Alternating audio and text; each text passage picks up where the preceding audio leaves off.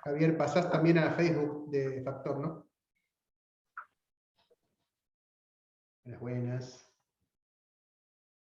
Buenas, buenas, buenas.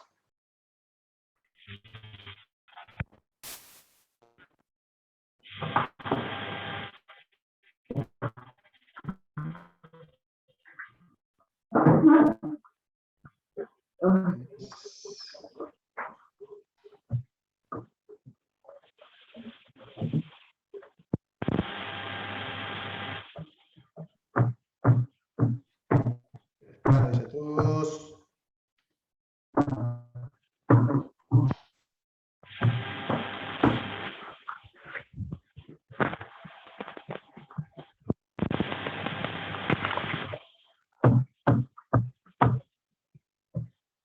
Buenas, buenas. ¿Cómo están todos y todas? Hola. Ahí va llegando gente al baile. Sí, señor.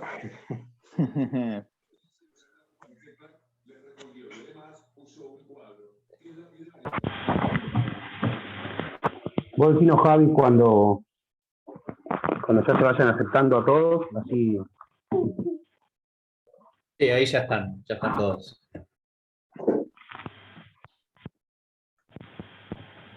Arranquemos nomás, Elías. compañeros. Hola, ¿Cómo andan, compañeros y compañeras? Bienvenidos y bienvenidas a lo que es la presentación de la investigación que han hecho el gran Santiago Barazzi y Néstor Borris. Acá estamos con la compañera, la gran querida Jonti de Concepción del Uruguay, presentando el libro en Entre Ríos, el libro. Y bueno, un gusto muy grande presentarlo, tener la posibilidad de presentarlo acá en Entre Ríos, y un orgullo inmenso hacerlo con estos dos personajes, como lo son Santiago, Néstor, y en compañía de, como decía recién, nuestra gran querida compañera Jonti desde Concepción. Hola Elías, ¿cómo va? Bueno, muchas gracias por presentarme. Yo te voy a presentar a vos desde Concepción, a Gualeguaychú. Elías, gran referente territorial que yo te banco y te respeto muchísimo. Principalmente me pareció muy copada esta iniciativa. Ya era algo que veníamos pidiendo muchísimo las militancias, que se hagan presentes Factor Francisco en nuestra provincia. Un poco porque son nuestros pensadores y nuestros guías en un montón de conocimientos que, si bien muchas veces se trata de hacer desde una óptica filosófica con la cual nos habla Francisco, tanto Santi como Borri nos logran transmitir esa palabra con una habilidad muy singular, porque la llevan, por lo menos, como yo lo interpreto, a lo concreto, a lo terrenal, a lo más práctico de cada palabra, y eso es muy copado. Y pensaba cómo lo podemos presentar, ¿no? Porque son dos personas muy particulares, yo los adoro muchísimo, pero me parece que también justo en este contexto que nos podamos animar a esta presentación en un momento donde también se está hablando muchísimo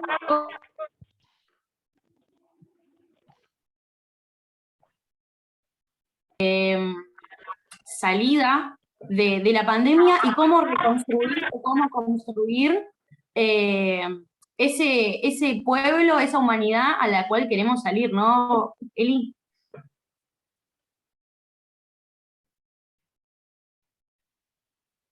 Así es, Jonti, como vos decías,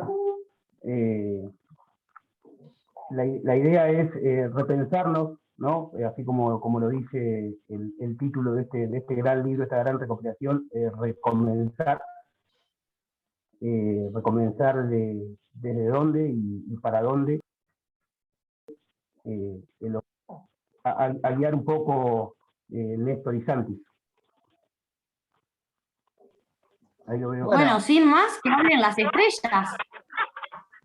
Las estrellas del fondo Fratelli Tutti, la tapa de este libro, que aprovecho, Néstor, bueno, siempre un gusto estar con el amigo, maestro, compañero Néstor Borri en esta aventura que se llama Factor Francisco, y felices de estar también acá con compañeros y compañeras de Entre Ríos, de esta tierra, bueno, personalmente muy querida, por múltiples razones, y hacerlo para presentar este libro, y agradecer a todos los que están presentes en este momento, porque bueno, es el resultado de mucho trabajo, de mucha reflexión, de mucha conversación con el amigo Néstor, a partir de un factor ordenador de los pensamientos, de las palabras, y que es el pensamiento de este argentino universal, Francisco, el Papa Francisco, que bueno, ya desde hace tiempo veníamos trabajando con Néstor desde fines de 2018, que fue cuando presentamos esta aventura del pensamiento, de la reflexión, mezcla de mística y política, que es Factor Francisco. En eso también decir, el hashtag FF, tendríamos que haber metido el copyright, Néstor, y hubiésemos también ahí guardado algunas cositas más, pero bueno, un poco la sensación que siempre tuvimos es que en el pensamiento de Francisco, para atravesar ese tiempo anterior, esa otra tempestad, esa otra pandemia que atravesamos entre el 2016 y 2019, necesitábamos ideas, pero sobre todo también palabras con trascendencia, con profundidad, y en un tiempo tan árido, tan exigente para todos y todas, ahí encontramos en Francisco también ese plus, esa fuerza para poder hacerlo. Y lo hicimos sin saber también que después iba a venir esta pandemia que nos encontró, bueno, a todo el mundo, sintiendo los límites también de una civilización que, como bien dice Francisco, se pasó de rosca, pero en el marco de esa tragedia universal, como diría el tango también, nos encontró afortunadamente, ¿no, Néstor? Con esta posibilidad de reflexionar y sobre todo de esto, de mirar y tener esa referencia en Francisco para poder atravesar el fin del mundo o el fin de un mundo, ¿no? Nosotros tempranamente también decíamos del Papa como esa doble acepción, ¿no? En 2013, cuando lo eligieron como obispo de Roma, cabeza de la Iglesia Católica, Francisco dijo, bueno, mis hermanos cardenales fueron a buscar un papa al fin del mundo, casi al fin del mundo. Bueno, en ese momento él hacía una referencia más geográfica a estas pampas lejanas del sur global, de América del Sur, pero que también tienen la referencia de esto, del fin de un mundo, ¿no? Porque ya sentíamos que antes de la pandemia había límites desde lo ambiental, lo social, lo cultural, lo político, que el mundo tal cual lo conocíamos ya venía encontrando. Bueno, con la pandemia en todo caso fue el modo en el cual se terminó de desenvolver, ¿no? Eso. Y bueno, en el marco de esa tragedia universal, en el marco de esa exigencia y de esa restricción, de esa gran restricción que fue la pandemia también en términos de encuentros, de posibilidad de transitar, bueno, Néstor es otro gran viajero de los pueblos de Argentina, de ir a todos lados donde se lo convoca y se lo invita a hacer formación, sobre todo, un gran formador, pero bueno, fue un tiempo justamente de restricción de eso, de tener que quedarnos en casa, pero durante ese tiempo pudimos construir una larga conversación de a dos, pero que decimos que siempre es un poco de a tres, porque nosotros conversamos teniendo ese otro compañero allá lejos, o bastante cerca también por momentos en Roma, y eso es lo que está en este libro, en el libro Recomenzar, la pandemia, Francisco y la patria, que reúne ensayos y reflexiones de eso, del tiempo de la pandemia, sobre la patria y con Francisco. Y bueno, esta es la tapa, y bueno, vos nos dijiste las estrellas. Bueno, las estrellas son las de este fondo, que es el de la Catedral de San Francisco allá en Asís, y que bueno, justamente se trata de todo esto. Tiempos de recomienzo, tiempo de inflexión, y Francisco es un nombre de eso, de las bisagras del tiempo. ¿No, Néstor? Así es. Gracias, Santi. Hola, Jonti. Hola, Elías. Hola a todas y todos. Y es así, gracias, Santi. Recién cuando estábamos un ratito antes preparando, Jonti nos decía, hablen de contracturados como hablan siempre. Yo quisiera decir esto, muchos de los que están acá quizás no nos conocen, otros quizás sí. Y yo quisiera decir esto, muchos nos dicen, qué lindo, cómo se los ve bien, y también nos dicen descontracturados o alegres. Yo quiero decir una cosa ahí, que lo que nosotros hemos tratado de hacer, escribiendo, primero entrevistando, porque las primeras cosas que hicimos en Factor Francisco fueron entrevistas, después progresivamente empezamos más a escribir nosotros y a alternar con eso, después a encontrarnos con gente, y después durante la pandemia, especialmente ante la restricción y ante la dificultad, también nos pusimos con mucha intensidad y con mucha, siempre lo conversamos con el querido Santiago, también con mucha disciplina. Hicimos una mezcla, me parece interesante, de disciplina y disfrute, a tener un hilo que nos ayudara a atravesar la pandemia. Santiago, ¿me dejás contar una especie de intimidad, digamos, algo más de nuestro fuero interno? Siempre cuando hablamos entre nosotros, siempre decimos esto de somos tres, ¿no? Porque nos pusimos la clave de, bueno, una que decimos siempre es una frase de Artemio López: nosotros superamos al Papa, y Artemio López dice una cosa que ya quizás nos han escuchado, ¿no? Que quien opera a un operador tiene 100 años de perdón, ¿no?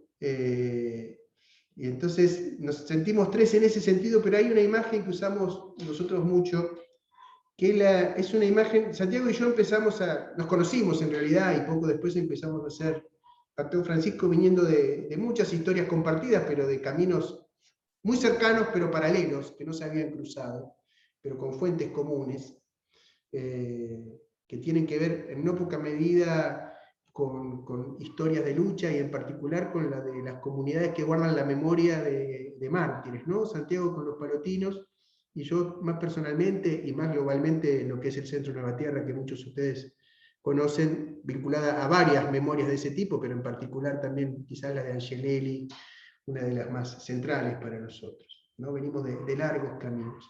Pero a lo que iba es que nos encontramos en un momento muy, muy crudo, ¿no? 2015, 2016, en realidad, ¿no, Santiago?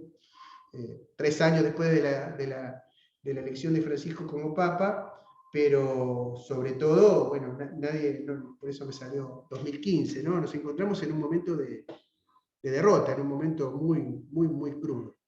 Muchos de los que están acá no les habrá faltado conocer momentos crudos, a mí tampoco me falta, a nadie le falta en Argentina, pero todos sabemos que ese periodo, sobre todo por aquello de lo que veníamos, ¿no? Creo fue uno de los más crudos, y además todavía estamos en su ola, en su estela, de algún modo remontándola.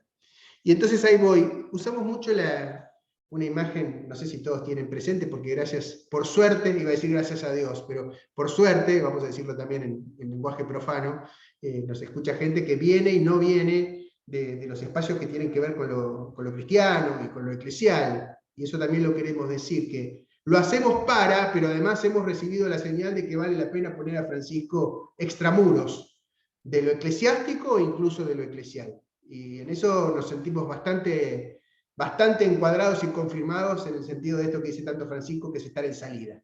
Pero no me quiero desviar, y es esto, el momento de derrota, ¿no? Y también, bueno, justo ahora, ¿no? Es la primera presentación del libro que hacemos después de las elecciones, por ejemplo.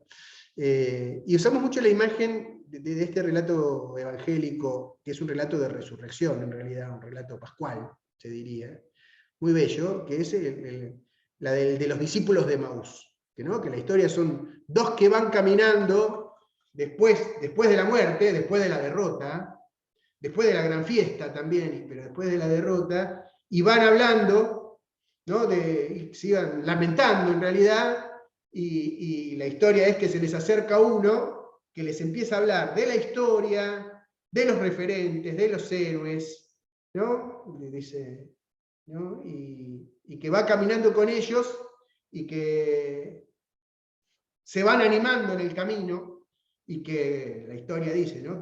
Y cuando partieron el pan lo reconocieron, y la historia decía, eso es Jesús resucitado.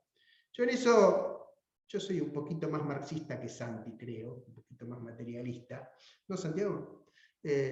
Y francés. Yo soy más romano. Yo soy más afrancesado, voy a decirlo así. Y yo tengo una interpretación de que esa imagen evangélica es una imagen, no hay una cosa de efectos especiales, que se aparece una especie de Jesús resplandeciente con la cara del Jesús de Franco Sefirelli, sino que sencillamente lo que se encendió fue la conversación.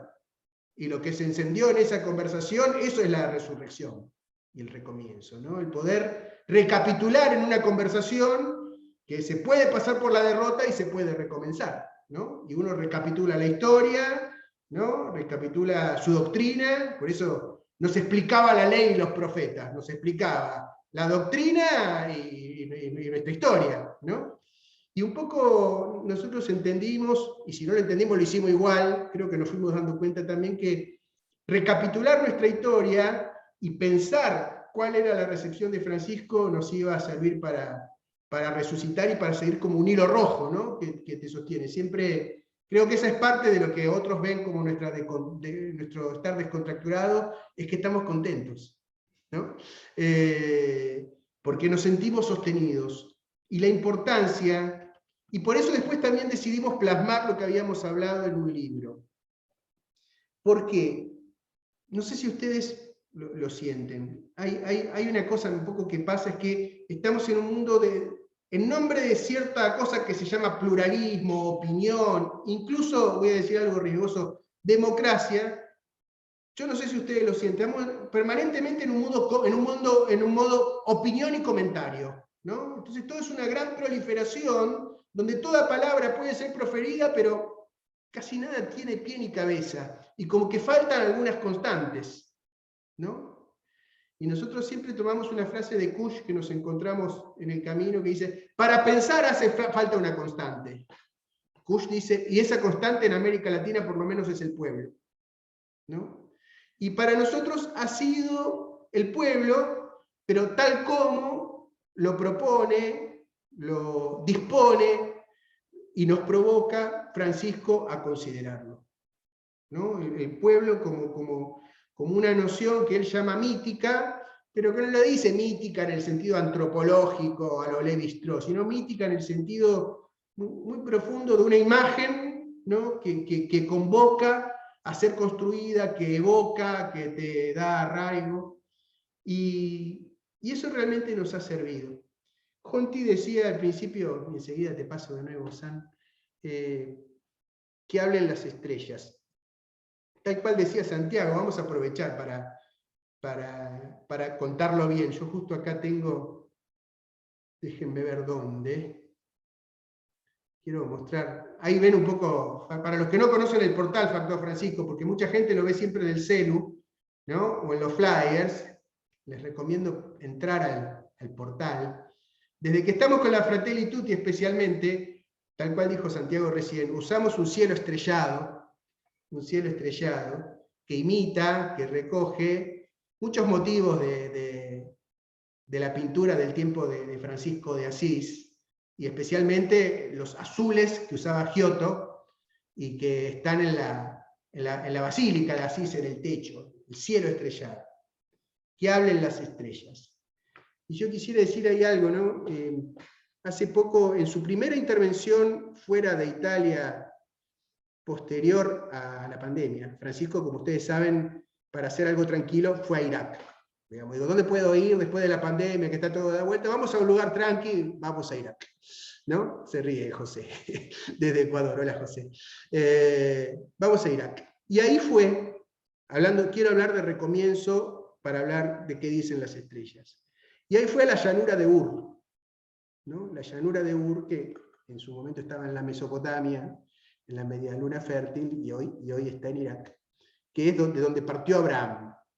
De donde partió Abraham, ¿no? Y ahí hace una reflexión muy linda sobre las estrellas, porque, ¿no? Alguno recordará lo que le dice: tu descendencia, mirá las estrellas, tu descendencia va a ser mayor que la multitud de las estrellas, ¿no? Es el cielo, que hablen las estrellas, es que hable la promesa, que hable la promesa de un pueblo, ¿no? Y que eso te ponga en marcha, te ponga, para decirlo en términos de Francisco, te ponga en salida. Y me parece que ahí yo lo traería, ¿no? Como para recomenzar, hay que hacer que hablen las estrellas. Hay otra estrella famosa en la historia bíblica, que es la estrella que te orienta hasta donde está lo que te salva, ¿no? Es lo que más folclóricamente todos tenemos, la ponemos en la cabeza del arbolito de Navidad, y es la estrella de los Reyes Magos. Pero es la estrella que lleva a los pueblos a encontrarse con aquello que los salva, ¿no? Que aquello que los salva. Todos saben que además nosotros somos gente creyente, pero que también tenemos posición política tomada. Todos lo saben y lo hacemos. Creemos en la participación, pero también tomamos partido. Y en ese sentido, las dos cosas, lo que es el cielo de la promesa de nuestro pueblo y las experiencias de redención de nuestro pueblo, para nosotros tienen nombres, situaciones y tomas de partido concreta en todos los niveles, en lo cultural, en lo social, en lo político, en lo estatal, en lo intelectual. Y tratamos, en ese sentido, de traducir a Francisco, de anclar a Francisco y hacerlo resonar en esas opciones que nosotros tenemos. Francisco, hay dos cosas que dicen, Santiago y yo venimos conversando de estas cosas, ¿cuántos, Santi? ¿Cuántos bares, noches, tardes, escritos? Hay dos frases de Francisco, hay una muy, muy conocida por todos, ¿no? que se usa mucho de manera bastante banal a veces para nuestro gusto, que es hagan lío, ¿no? Nuestro criterio para ser obedientes y hacer lío, cuando el Papa dice hacer lío, es que estar dispuestos a hacer un lío que incluso le pueda molestar a él, ¿no? O sea, un lío, no hacer, muchos dicen un lío, ay, ¿qué hicieron? Y un pesebre viviente. Bueno, está perfecto, está muy lindo, pero no se trata de eso solamente, ¿no? Con otra frase hermosa de Francisco, que es jueguen al borde, jueguen al borde. Creo que la completa mucho, ¿no? Y la otra que tenemos, que es una frase, es la que dice Francisco, también es una de las que más nos orienta y está en nuestra carátula, ahí cuando pusimos a Francisco abrazado con el Papa, es algo que dice Francisco y que tiene mucho que ver con recomenzar, que dice: Dios no se cansa de perdonar, que nosotros a veces lo usamos como una especie de placer, no sé si de impunidad, a veces capaz que se nos va para ese lado, pero sí de tomar riesgo, ¿no? De confiar en que se puede. En su último viaje, Francisco le dice a los jóvenes: equivóquense, después vemos, ¿no? De una manera muy, muy, muy pícara, muy argentina también, ¿no?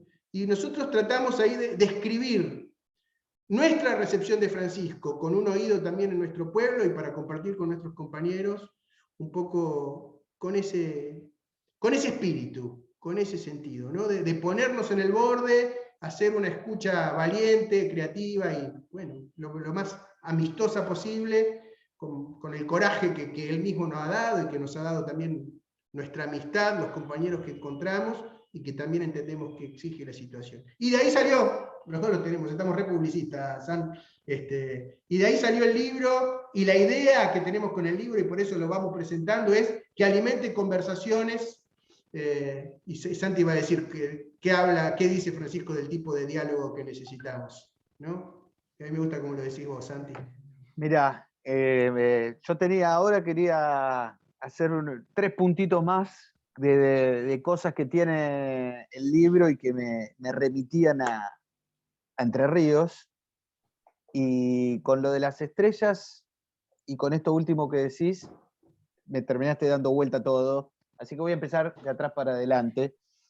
No, y cuando escuchaba y esta cuestión de leer las estrellas, ¿no? Esa cosa de mirar las estrellas como forma de guiarse en la antigüedad, cuando no había ni Google Maps, que no había ni Uber, ni las diferentes, ni brújula, digamos, que eso era lo que guiaba, me hizo acordar a Fermín Chávez. Mirá, estoy acá con un entrerriano, ¿no? Un gran entrerriano, epistemólogo. Este es un libro en el cual epistemología para la periferia, ¿no? Otra palabra muy francisquista, el tema de las periferias. Y pensaba en esto de cuáles son esas formas de guiarse en estos tiempos, en los cuales que quizás tenemos todos los dispositivos sabidos y por haber para saber perfectamente qué va a pasar, sea en términos climatológicos, sea en términos de guiarse por un territorio desconocido, y sin embargo, quizás vivimos en uno de los momentos de mayor incertidumbre, ¿no? Respecto a qué va a pasar en el futuro próximo, por no decir inmediato. Y entonces, Fermín Chávez, como lo hace también Sarmiento en el Facundo, hace una apología de esos saberes que no son los que se enseñan con el método hipotético deductivo de la ciencia, sino que son esos saberes de generaciones ancestrales que pueden ser la de los pueblos, ¿no? La forma en que los pueblos comprenden y miran los signos de los tiempos. Y en esto de la epistemología para la periferia, Fermín Chávez habla mucho, ¿no? de la lógica del Baquiano, ¿no? También hay otros textos que hablan de eso, ¿no? Y de cómo orientarse en los momentos en los cuales no tenemos certezas o no tenemos elementos que podrían llegar a ser infalibles, como supuestamente es la ciencia, que sabemos que no lo es también. De hecho, una de las cosas que guió este tiempo de pandemia, más allá del gran esfuerzo y el reconocimiento que hay que hacer también a la ciencia, estamos todos con un calendario de vacunación histórico y inédito en términos de desarrollo y de prueba, pero que al mismo tiempo fue un testeo permanente de ir viendo qué hacer y cómo manejarse. Y entonces pensaba en eso, en qué cosas necesitamos recuperar de ese modo de mirar más allá de las certezas que nos pueden dar algún saber experto, y poder recuperar ciertas intuiciones, ciertos modos de encarar lo que viene sin certezas. Estamos en un momento que creo que no abundan las certezas ni las seguridades, estamos en un tiempo de incertidumbre, y es un tiempo donde toman valor otros sentidos que no son solamente los de la escucha y la vista. Francisco habla mucho de eso también, la necesidad de volver a poner en valor el olfato, el gusto y el tacto, ¿no? Que son también sentidos de otra proxémica, ¿no? De otra proximidad, de otra distancia, por decirlo de algún modo. No tanto de mirar de lejos o de escuchar a lo lejos, sino de estar un poquitito más cerca. Y pensaba en esto que decía Néstor también, porque esta figura del gaucho, del vaquiano, me hace pensar mucho en la de, vamos a decir esto, de un entrerriano de la banda oriental, del otro lado del río Uruguay, pero que es el protector de los pueblos libres, de José Gervasio Artigas, argentino de la banda oriental. Alguna vez le escuché incluso al Pepe Mujica decir eso respecto a Artigas. ¿Y por qué lo digo? Hay una frase que dice: con la verdad no ofendo ni temo, dicen que dijo Artigas. Y en la Fratelli Tutti, Francisco habla de la necesidad de tener diálogos persistentes y corajudos, que me parece que van un poquitito en esta línea, ¿no? De cómo decir verdades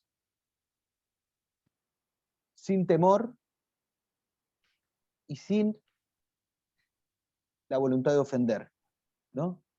Pero me parece que acá estamos en un momento donde necesitamos, ante tanto balbuceo, ante tanto modo comment, como dice Néstor siempre, y que está también en la introducción de este libro, porque también un poco este libro fue escrito, no sé si polemizando o discutiendo con La Sopa de Juan y ese compendio ¿se acuerdan? Ese PDF de La Sopa de Juan, que fueron un montón de ensayos de algunos pensadores de Occidente sobre qué se podía esperar de la pandemia, pero que es un tiempo donde tenemos que ensayar, pese a las incertidumbres, verdades desde estos otros sentidos, ¿no? Cómo poder enunciar verdades desde estos otros sentidos y hacerlo tomando riesgos, con coraje, pero también con esta otra cuestión, la de la persistencia.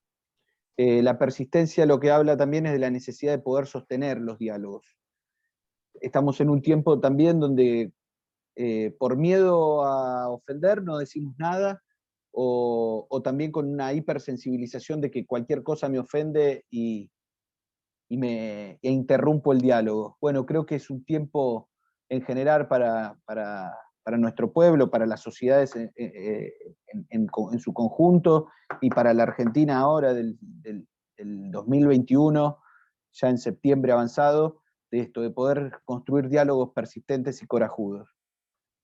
Y pensaba esto también con otro, hay uno de los, para el 25 de mayo del año pasado, tomamos una frase que fue de Francisco, también durante la pandemia, que él habló de la pandemia muy referido a la tempestad. Esa frase de estamos todos en la misma barca. Bueno, provincia de pescadores, si los hay, en Entre Ríos, pero esta cuestión de poder construir diálogos que permitan tomar dimensión de que estamos todos en la misma barca realmente, de que estamos en un momento en el que la patria está agarrada de alfileres, de piolines, por decirlo, y que tenemos que poder encauzar este tiempo con unidad, a partir de un diálogo persistente, corajudo, pero que lleve a la comprensión de que estamos todos en la misma barca y que nos tenemos que cuidar. Y me parece que este libro, de algún modo, esto que estoy diciendo creo que está, ¿no, Néstor? Plasmado en este libro, con mucho coraje. En algún punto sentimos que siempre hablar y tomar a la figura de Francisco puede, y meterse también en el cruce entre cultura, política y religión, exige ciertos cuidados, pero al mismo tiempo sentíamos la necesidad de poder tratar de sacarle un poco más de jugo a Francisco, por no tener miedo de pensar y de operar sobre los planteos de Francisco. Y entonces creo que este libro un poco va en eso, es un diálogo persistente, corajudo, y con la verdad no ofendemos, pero tampoco tememos, ¿no, Néstor? Sí, yo quiero decir 3 o quizás 4 cosas sobre, ya que estamos con gente de Entre Ríos, sobre ríos. Primero, ahí se los mandé. Primero quiero decir una cosa. El Papa Francisco, primer Papa latinoamericano, argentino, del hemisferio sur, no es el primer Papa no europeo, porque en los inicios de la Iglesia Católica hubo papas africanos. Agárrense de eso, ¿no? Del norte de África, ¿no? Igual que Agustín de Hipona, que no fue papa, era de cartaginés. Pero quiere decir que este papa argentino, nuestro amigo Pedro Saborido, dice siempre, aprovechemos que hay un papa argentino, que es algo que parece suceder más o menos cada 2000 años, ¿no? Así que más bien que aprovechemos. Igual nunca se sabe, ¿eh? Igual le quiero decir acá, lo veo acá José, que está en Ecuador, capaz que el próximo también es argentino. Viste cómo somos. Permitime un momento de chauvinismo Pero nada, lo que quiero decir esto, y tiene que ver con Ecuador también, tiene que ver con América Latina y tiene que ver con Ecuador. El Papa Francisco, además de ser el primer Papa que escribió una encíclica con nombre de cantina, como Fratelli Tutti, ¿no? Que es un hermoso nombre de cantina, y con una musicalidad muy linda, es el primer Papa quizás que escribe una encíclica sobre un río, ¿no? Estrictamente no es sobre el río mismo, pero sin el río no existiría la encíclica, y es esa que les mandé ahí, es la encíclica Querida Amazonía, ¿no? Lo cual habla de un Papa que habla del territorio concreto en el que vivimos, ¿no? Y ese es el primer río que quería nombrar y que tiene que ver más ampliamente con nuestras aguas. Acá nosotros hicimos una edición también con nuestra estética, es lo que les mandé recién, lo ven en el chat, la tienen, es la encíclica con una introducción nuestra y con el texto de Francisco, claro, ¿no? Un Papa que escribe sobre un río. Ese es el primer río que quería nombrar. Segundo río que quería nombrar, que para mí es un río muy Francisco también, y que viene muy, muy al caso, es el río Jordán. El río Jordán, que es el principal río de Palestina, de la historia de Jesús, y que es el río, para decirlo en términos de Francisco, es el río de la opción de ponerse en salida. Santiago sabe que me gusta contar esta historia, ¿no? Porque Jesús pertenecía al movimiento de Juan el Bautista, ¿no? A un movimiento que quería rescatar lo mejor del pueblo por la vía de la pureza y de los pocos pero buenos, ¿no? Y con mucha fuerza y rescatando lo mejor de su historia. Pero la opción de Jesús veniendo y habiendo creído, y los evangelios dicen, Juan es el más grande que hubo, la opción de Jesús es cruzar ese río y entrar a la tierra donde vivía el pueblo y mezclarse con la multitud, ¿no? Y decir, no es por la vía de la purificación, no es por la vía del ascetismo, no es por la vía de ponernos troscos, diríamos en Argentina, es por la vía de que sea con todos. Cuanto más impuros, mejor, quizás. Y no es casual que lo primero que sabemos de que haya hecho después de cruzar el Jordán en su vida pública, después de pasar por su momento de desierto, etc., es transformar agua en vino y hacer que una fiesta siga, o lo encontramos en multitudes, también en una orilla, ¿no? La multiplicación de los panes. Y a mí me parece que eso, para todos los que estamos seguramente atravesando este momento de tanta zozobra en Argentina, en América Latina y finalmente en el mundo, y seguramente en Entre Ríos, yo creo que ahí hay una señal muy clara de que ponerse en salida no es ponerse a la vanguardia. Ponerse en salida es ponerse en medio del pueblo y desde las heridas recomenzar. El tercer río que quería comentar es el río que le da el nombre a nuestro país. El río de la Plata le da el nombre a nuestro país. Argentina, ¿no? Que es Argentum, es plata, habla de la Plata. Es el nombre del río por el cual se iban las riquezas.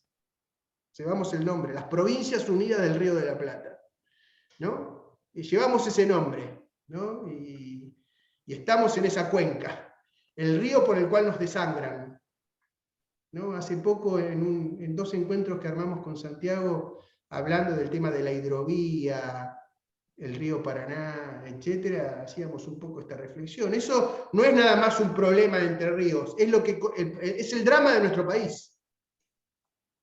Es el drama de nuestro país y es equivalente a los ferrocarriles que describe Scalabrini y sería equivalente hoy a lo que pasa con nuestros vínculos con cualquiera de las potencias centrales, sea Estados Unidos, sea China, sea la Unión Europea, ¿no? Yo no confieso que no soy muy Eduardo Galeanista, pero también tengo mucho respeto por lo que él describió con esa metáfora de las venas abiertas de América Latina. En no poca medida son sus ríos, ¿no? Por donde se extrae su riqueza y por donde se va lo nuestro. Y bueno, yo leo en esa clave también el Querida Amazonia de Francisco y a todo Francisco. Y el cuarto no es un río, pero Santi y yo también me fui a levantar un libro, por eso apagué un momento la cámara. Además de que tengo ahí el mismo que tenés vos. Hay un libro, ya lo mostré otras veces, es de un gran maestro mío, Aníbal Ford, continuador de Forja, de Jaureche, y se llama Desde la orilla de la ciencia. Libro que a mí, uno de los libros que me cambió la vida, además del querido Aníbal, a quien quise mucho. Desde la orilla de la ciencia. Compañero de Fermín Chávez, sucesor, podríamos decir, más joven. Y ahí el tema de pensar desde la orilla, ¿no? Y el concepto de orilla es el concepto también de salida y al mismo tiempo de periferia y también de pueblo, un pensamiento orillero, ¿no? Un pensamiento que va a la frontera, que va al borde. Y nosotros también escribimos y le dimos formato de libro para, humildemente, poner a Francisco y ponernos nosotros e invitarnos a los que puedan leerlo, pero también continuar las conversaciones, a pensar, a soñar, a conversar, a reflexionar. Francisco diría a discernir con nuestras propias categorías. Santi hablaba recién del tema de la verdad.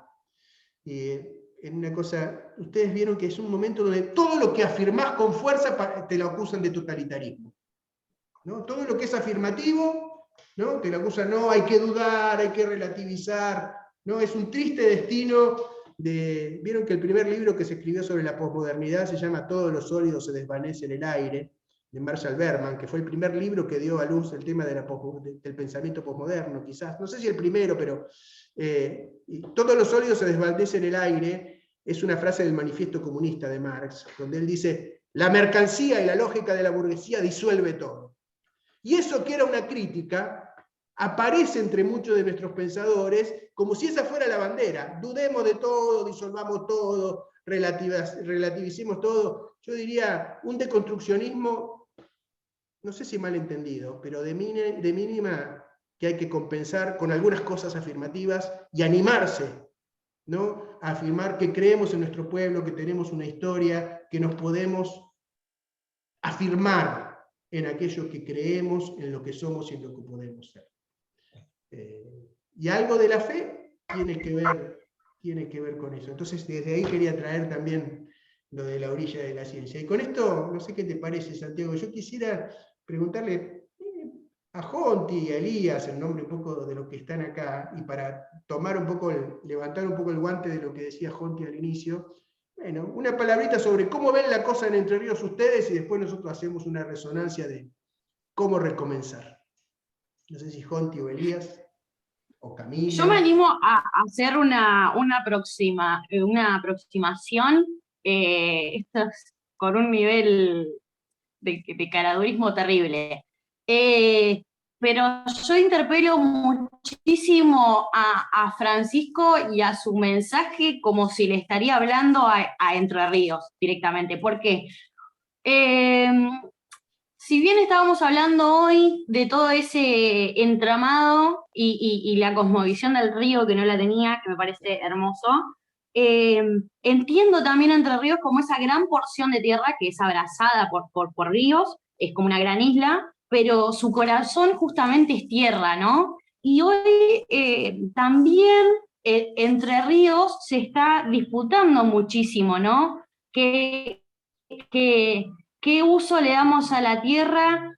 ¿Cómo nos conectamos con la tierra y cómo la trabajamos y producimos con ella, ¿no? Es algo que también Francisco habla muchísimo, que me gustaría también que Néstor se anime a orientarnos, o por lo menos a mí desde esa óptica. Yo creo que la producción que viene entre ellos y el campesinado que nos atraviesa es muy poderoso. No sé, yo pienso en Entre Ríos y pienso en las calles de tierras, el olor a tierra mojada, y también pienso en la sabiduría de nuestras familias campesinas que nos conectan con lo más propio de nuestras creencias, de nuestra fe, de nuestra fuerza de trabajo, y en ese sentido nos están invitando nuevamente con su lucha, con su militancia, con todo lo que está surgiendo ahora a través de estos movimientos campesinos en nuestra provincia, a hacer una nueva comunión con nuestra tierra y a vivir en cierta forma así, ¿no? Fratelli tutti mente, como todos hermanos y hermanas. Me parece que desde esa óptica también a los entrerrianos nos alimenta muchísimo Fratelli tutti. Santi, o Elías antes a lo mejor. Está por ahí Elías, ahí te veo. Está ahí con...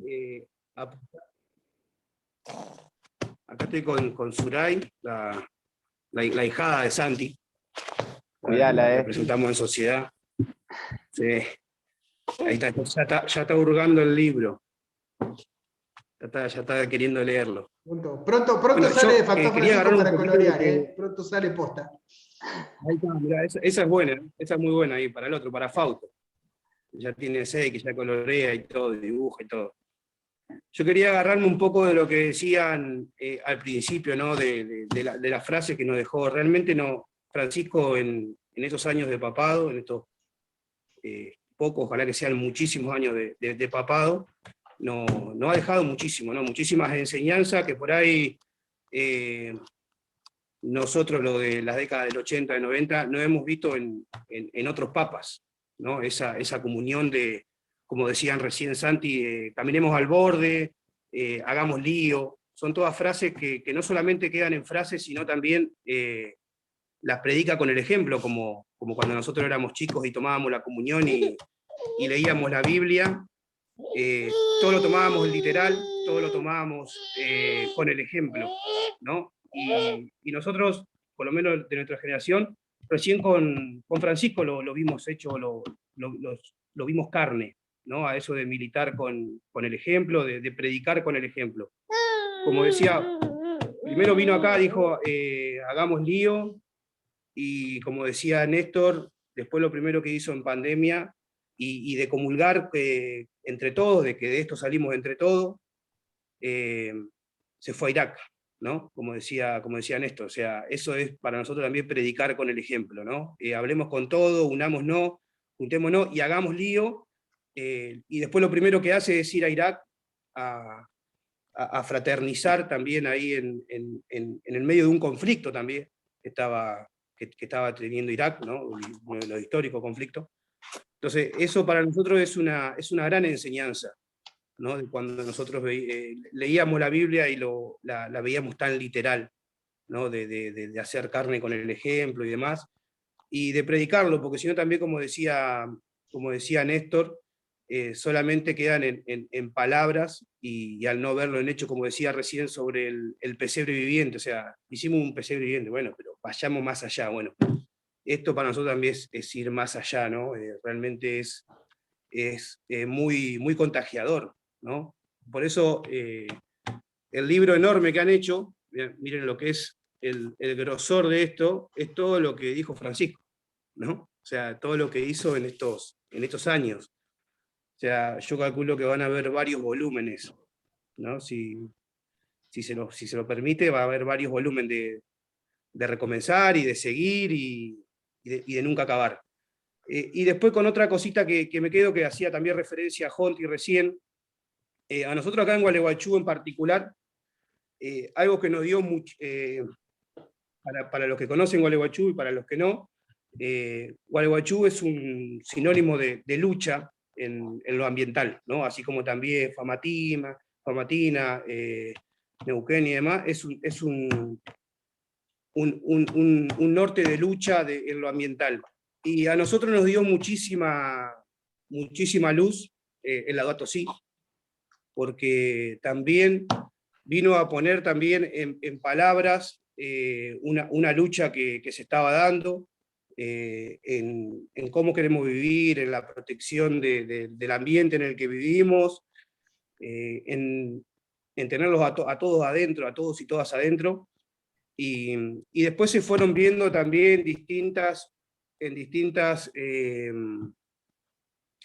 cuestiones judiciales también que acá se estaban dando. Acá tuvimos un choque que fue a la Suprema Corte, a la Corte de Justicia a nivel nacional, que era por el Amarras, de acá, que destruyó ambientalmente mucho, una ciudad vecina de acá, que se judicializó, y sale el Laudato Si, y en breve sale la sentencia de la Corte Suprema con el el pro aqua, pro vida, ¿no? La protección del agua, la protección de la vida, y eso también encuentra muchísimo fundamento y te da un espaldarazo enorme en la palabra de un papa que se haya jugado tanto para las generaciones venideras. Así que bueno, ahora le cedo la palabra ahí a Néstor, que justo lo interrumpí, o a Santi. Métele vos, Santi, si te parece. Che, bueno, gracias nuevamente también a Jonti y Elías, que fueron los promotores y que nos invitaron, nos insistieron para charlar hoy y presentar el libro acá. Mira, pensaba en dos palabras, ¿no? de lo que apareció ahí. Una, para mí el tema que es de Argentina, pero sobre todo de la Pampa Húmeda y sobre todo de provincias como Entre Ríos, es que nosotros, el principal desafío que tenemos es qué hacer con la abundancia, no qué hacer con la escasez.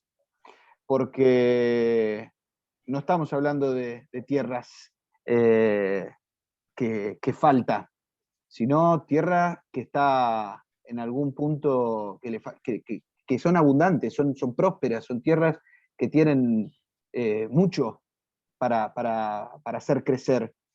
A mí siempre esa definición de la economía que es la administración de los bienes escasos, y que me parece que es también un poco el planteo de Francisco en general, sea en la Laudato Si, o sea también en la economía de Francisco, que es el gran encuentro que promovió el Papa para repensar la economía, es que Francisco lo que plantea es que estamos en un momento del desarrollo científico-tecnológico, de la civilización, de las capacidades productivas de la humanidad, en la cual el desafío que tenemos no es tanto el tema de la escasez, sino el tema de la abundancia y de la concentración de esa abundancia.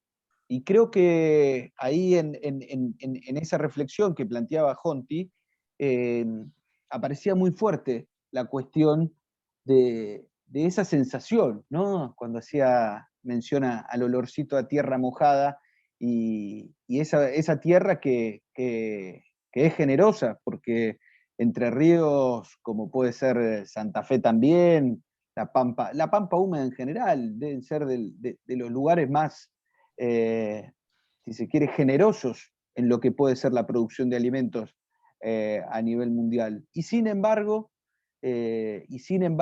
tenemos las barriadas de Entre Ríos llenas de gurises y gurisas que no pueden acceder a esa riqueza socialmente producida por ese suelo bendito y próspero.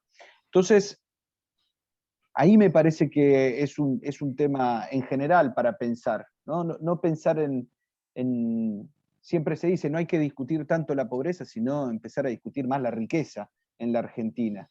Bueno, el tema también es cómo construir los sujetos políticos, económicos, productivos para discutir esa riqueza y el modo de producir, que sé que es un tema que, bueno, la veo también acá a Camila, compañera y amiga, que desde el municipio de Gualeguaychú, como muchos otros también, en la provincia de Entre Ríos, están dando una discusión respecto a cómo se producen los alimentos en esa tierra abundante. Y en eso me quedo con otra referencia que recién decía Elías, la dimensión del conflicto, ¿no? Cómo elaborar la dimensión del conflicto.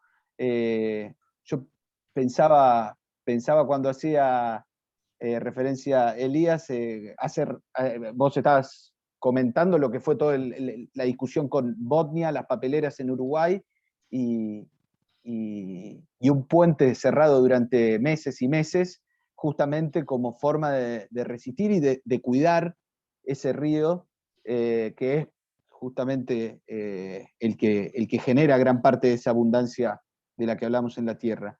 Pero inevitablemente eso de cortar un puente para un pontífice justamente es el que construye puentes, que creo que es parte también, ¿no?, de este desafío, cómo estas discusiones, ¿no?, respecto al desarrollo, a cómo generar prosperidad para los pueblos, y en un momento en el cual esa discusión, si no está puesta en perspectiva de los pueblos, termina separando los pueblos, ¿no? Como fue un caso bien concreto, Gualeguaychú y Fray Bentos, que están enfrente, que las garzas comen de cada lado del río, y sin embargo, esa discusión respecto a cómo se puede generar desarrollo en la periferia, en el sur global, termina impactando en esa separación.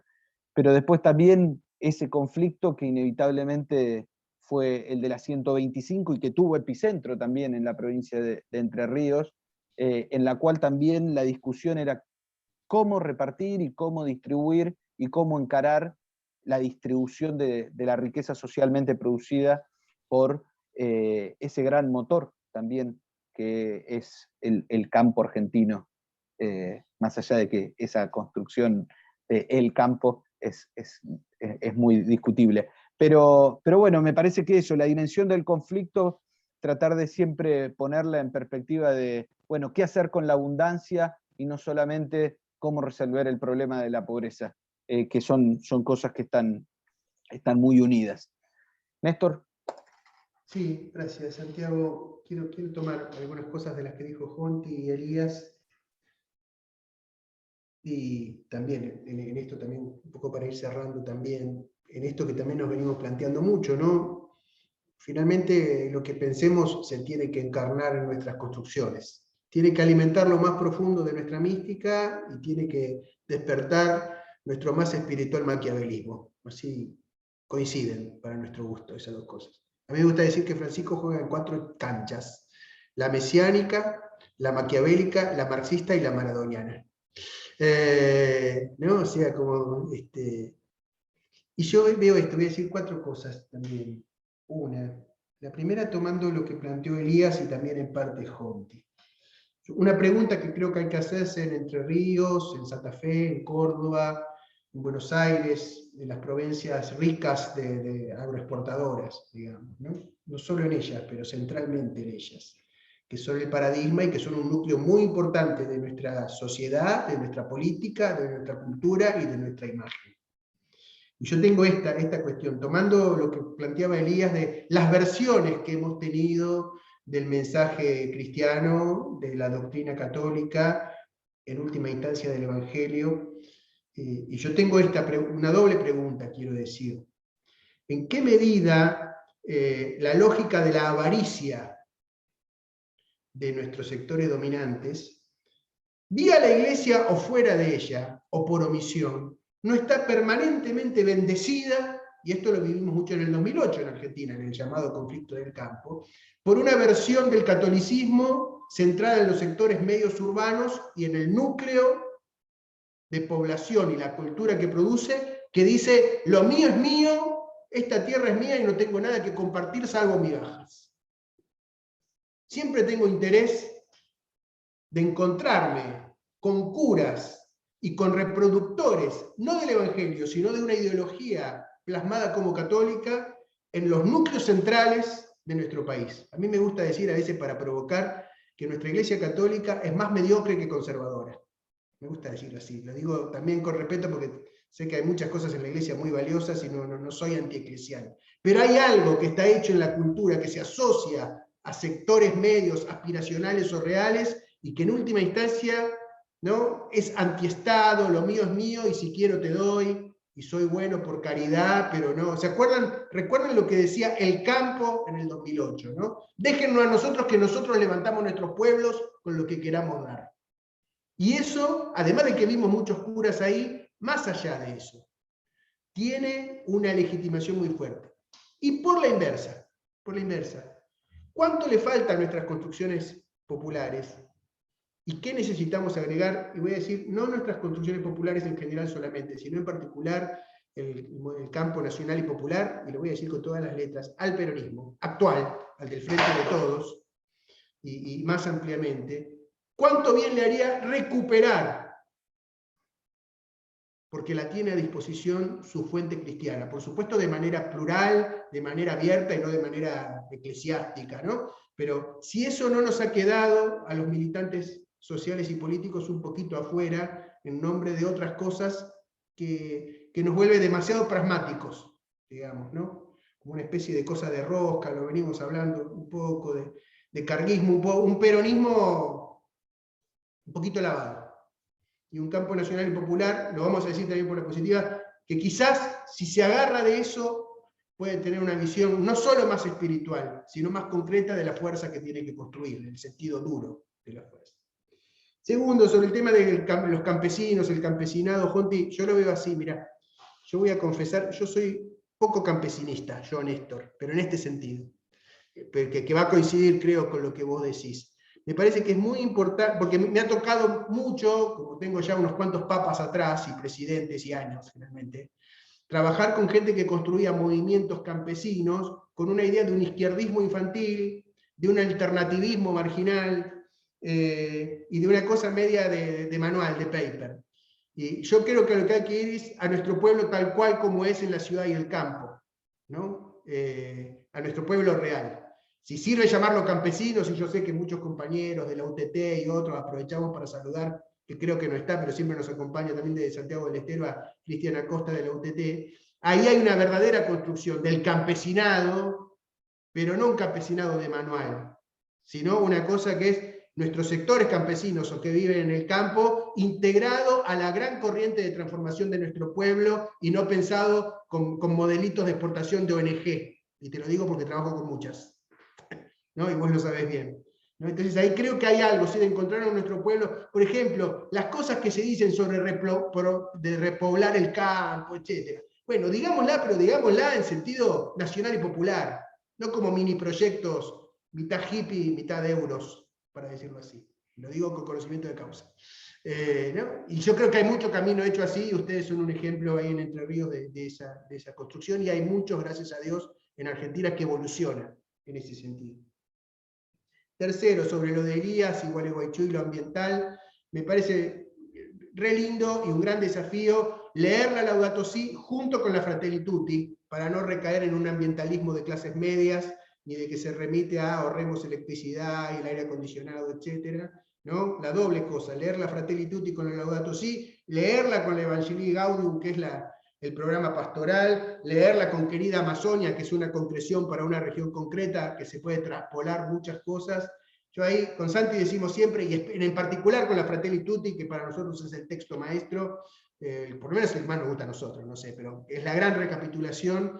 Leer a Francisco, y en particular la Fratelli Tutti, con Santi lo decimos así, para ahorrar tiempo, ¿no? Porque ahí hay una cosa pasada en limpio de algo que nos puede orientar. Después lo discutimos, pero dejarnos de dar vueltas ahí con cosas sueltas y tomarlo como constante porque lo tenemos a disposición. Porque además tenemos una inversa para hacer. Como Francisco, a todos nos da la impresión que Francisco nos habla siempre a nosotros, al que está en Entre Ríos, al que está en Buenos Aires, al que estamos en Argentina, Argentina. Yo creo que Francisco habla con nuestra matriz, argentina y latinoamericana. De a ratos parece que hablara todavía desde la catedral o desde el barrio de Flores, muy, muy localizada, pero también nos invita a ver y a proyectar y a proponer, y conociendo como conozco muchos movimientos y muchos espacios en América Latina, algo que es un tesoro de nuestro pueblo, respecto al cual no tenemos ningún mérito, pero sí una responsabilidad de encarnar y volver a traducir una experiencia histórica de construcción de poder popular y de vida compartida en clave universal, abierta, ¿no? No folclórica de nuestra identidad, ni sociológica, ni de sectorial campesina, ni peronista, ni siquiera, me atrevería a decir, ni siquiera nacional y popular, sino que se abre al mundo. Y lo último, y con esto cierro porque se me va la mano, Francisco habla mucho de algo que muchos le critican. Vieron que Francisco habla mucho del diablo. Habla mucho del diablo. Mucho. Todo el tiempo. Tiene una idea del mal. Me parece bien interesante. Habla del enemigo, ¿no? O sea, y para él el enemigo es el que divide, ¿no? Y me parece bien interesante. Ustedes saben, eso tiene una historia muy, muy controversial en Argentina, como todo Francisco, porque Bergoglio no es una especie de Margarita Stolbizer, ¿no? No es una cosa así. Bergoglio es un hombre de opinión en Argentina, ¿no? Con su historia. ¿Se acuerdan que la primera mención conocida de Francisco fue en una cosa también muy delicada, que fue cuando fueron las discusiones sobre el matrimonio igualitario?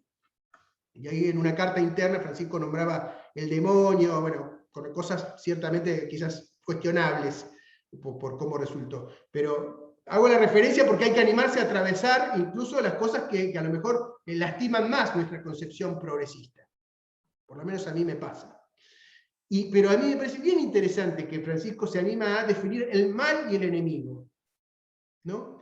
Pero no lo define solo como una cuestión agonal de hay que enfrentar a los malos, sino que le da como una vuelta de tuerca, ¿no? Porque él define el mal, el diablo, como el que divide, que también es la definición teológica del Satanás o del Lucifer, ¿no? El gran divisor y el gran mentiroso. Y ahí creo que hay una cosa para anclar, ¿no? Políticamente, y con esto por lo menos de mi parte cierro, porque la contrapartida que él propone frente a eso es: concentrémonos en lo nuestro, y lo nuestro es el gesto que levanta al caído y la misericordia.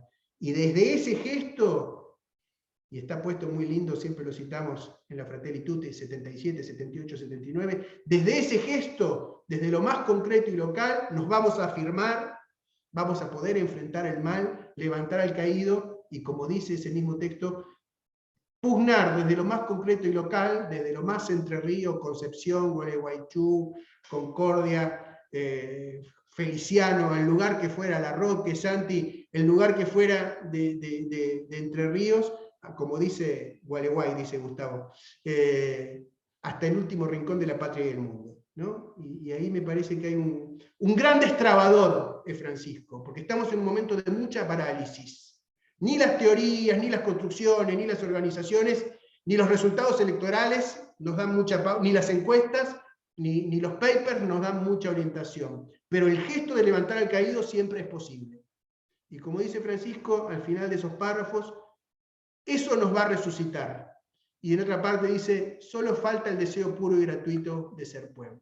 Ese deseo que siempre falta es concomitante, es agarrado, así como están Maradona y Francisco en la carátula de Factor Francisco, al gesto que levanta el caído. Y eso, en cualquier escena electoral, social, política, económica, siempre lo podemos hacer.